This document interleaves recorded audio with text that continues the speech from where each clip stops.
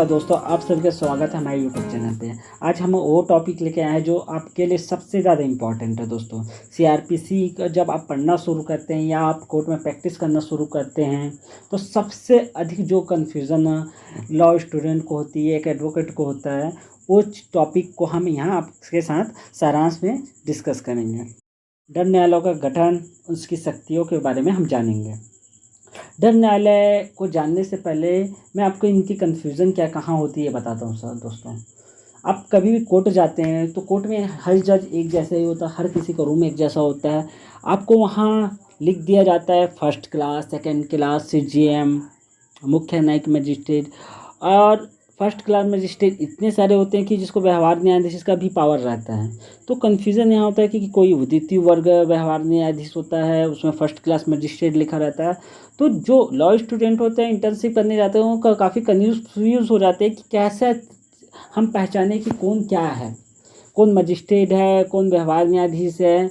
इस कन्फ्यूज़न को दूर आप तब कर सकते हैं जब आप सीआरपीसी के सेक्शन को अच्छे से रटा हुआ हो, दंड न्यायालय की शक्ति और उसके गठन को आप अच्छे से जानते हो। उसी कन्फ्यूज़न को इजी वे में आपको समझाने के लिए हम लेके आए हैं आपके लिए आज का ये वीडियो।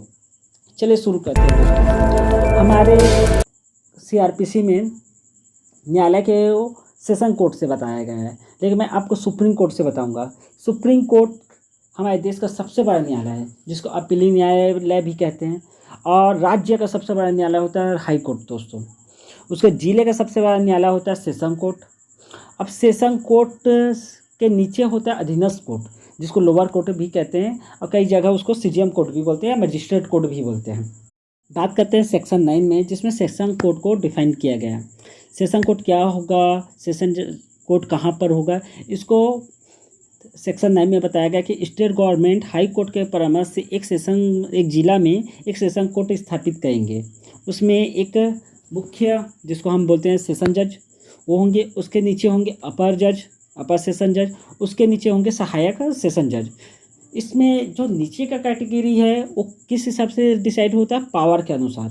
जैसे सेशन जज और अपर सेशन जज को मृत्युदंड देने तक की शक्ति है, लेकिन यदि मृत्युदंड दिया जाता है सेशन जज या अपर सेशन जज के द्वारा, तो उस आदेश को हाई कोर्ट भेजना होता है कि उसकी पुष्टि किया जा सके कि इस केस में क्या मृत्युदंड देना उचित है या नहीं उचित है। तो हाई कोर्ट डिसाइड करता है कि इस केस पे, इस ग्राउंड पे, इस तथ्यों पे, इस एविडेंस पे मृत्युदंड देना सही है या नहीं है।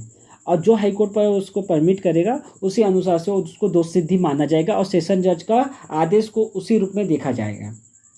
फिर आता है सहायक सेशन जज कौन होता है, इसको कितनी शक्तियाँ होती है। सहायक जज सेशन जज अपर और सेशन के कार्यभार को कम करने के लिए स्थापित किया गया है, जिसमें अधिकतम पनिशमेंट देने की शक्ति 10 वर्ष होती है।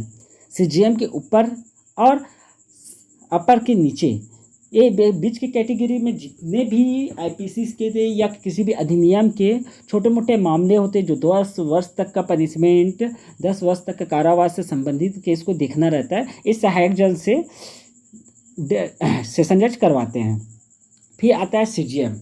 सीजीएम एक जिले का सबसे पावरफुल पोस्ट होता है, जिसको 7 वर्ष तक का, सिर्फ एक सीजीएम को ही होता है कि 7 वर्ष तक का वो दंड दे सकता है। सीजीएम लोअर कोर्ट के सबसे सुप्रीम पोस्ट होता है, जो लोअर कोर्ट के बाकी first class magistrate, second class magistrate को कार्यभार संभालता है, उसको कामों का बंटवारा करता है, कामों का अंतरण करता है, किस केस को कौन सा मजिस्ट्रेट देखेगा, इसके सब का निपटारा सीजीएम के द्वारा ही किया जाता है। मतलब ये कहा जा सकता है कि जिले का सबसे अधिक बोझ सीजीएम के कंधों पर ही रहता है, इसका सबसे अधिक बोझ।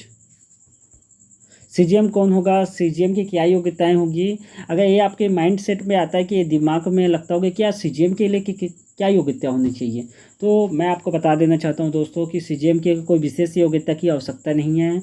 वो व्यक्ति जो फर्स्ट क्लास मजिस्ट्रेट है, उसके कार्यशीलता को देखते हुए, उसके अनुभव को देखते हुए हाई कोर्ट के द्वारा एक व्यक्ति को, जो फर्स्ट क्लास जो मजिस्ट्रेट होता है, उसी को सीजीएम के पद पर नियुक्त कर दिया जाता है। और ये समझ सकते हैं कि आप फर्स्ट क्लास मजिस्ट्रेट बन चुके हैं या बन सकते हैं, तो आप सीजीएम भी बन सकते हैं। फिर आता है कि फर्स्ट क्लास मजिस्ट्रेट क्या होगा, सेकंड क्लास मजिस्ट्रेट क्या होगा। तो फर्स्ट क्लास मजिस्ट्रेट वो होगा जो 3 वर्ष और 10,000 तक का पनिशमेंट सुन सकता है, उसको फर्स्ट क्लास मजिस्ट्रेट कहते हैं। सीजीएम के बाद ये सबसे ऊंचा पोस्ट होता है। उसके बाद होता है second class magistrate. Second class magistrate को 1 वर्ष और 5,000 रुपये तक जुर्माने का तक का पनिशमेंट देखने की शक्ति होती है। ये सबसे जुडिशियल में, न्यायिक मजिस्ट्रेट में सबसे नीचे का पोस्ट होता है। और आप जैसे सिविल जज एग्ज़ाम ट्रैक करते हैं, आप उस पद को हासिल कर लेते हैं, तो आपको सेकंड क्लास मजिस्ट्रेट के तौर पर नियुक्ति मिलती है। उसके बाद आप वो पोस्ट को ग्रोथ करते जाते हैं। उसके बाद आप फर्स्ट क्लास मजिस्ट्रेट बनेंगे, उसके बाद सीजीएम बनेंगे, उसके सेशन कोर्ट में आप पहुँचेंगे तो सहायक से स्टार्ट करेंगे, सहायक के बाद अपर के बाद सेशन जज बनेंगे। एक कैटेगरी है दोस्तों। हम बात करते हैं महानगर मजिस्ट्रेट की, कि महानगर मजिस्ट्रेट कौन होगा। तो महानगर को पहले समझते हैं दोस्तों। महानगर वो होगा जिसकी जनसंख्या 10 लाख से अधिक होती है, तो वहाँ महानगर मजिस्ट्रेट की स्थापित किया जाता है। जो शहर में 10 लाख से ज़्यादा जनसंख्या हो जाए तो उस शहर में महानगर मजिस्ट्रेट को रखा जाता है, और महानगर मजिस्ट्रेट के साथ उसमें अपर महानगर मजिस्ट्रेट को भी रखा जा सकता है। मुख्य महानगर मजिस्ट्रेट को, जैसे हमारे सीजीएम के इतना पावर रहता है, मुख्य न्यायिक मजिस्ट्रेट के जितना शक्ति होता है वो मुख्य महानगर मजिस्ट्रेट को उतनी ही शक्ति होती है, मतलब 7 वर्ष तक का दिख सकता है। फिर उसके नीचे आता है महानगर मजिस्ट्रेट। इसको 3 वर्ष तक का पनिशमेंट देने का ताकत होता है, मतलब हमारे फर्स्ट क्लास इतना ही होता है। उसके नीचे आता है दोस्तों कार्यपालिका मजिस्ट्रेट। कार्यपालिका मजिस्ट्रेट में भी 3 कैटेगरी होता है दोस्तों।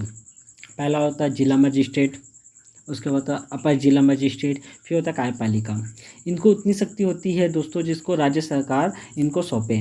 ये राज्य सरकार के दिशा निर्देश पे ही कार्य करती है। बाकी जो सेकंड क्लास से होता है और सेशन जज तक होते हैं वो हाई कोर्ट के आदेश का पालन करते हैं। लेकिन जो जिला मजिस्ट्रेट होता है, अपर जिला मजिस्ट्रेट होता है, कार्यपालिका मजिस्ट्रेट होता है, ये शहर में लॉ एंड ऑर्डर को मेंटेन करने का काम करते हैं राज्य सरकार के दिशा निर्देशों के अलावा।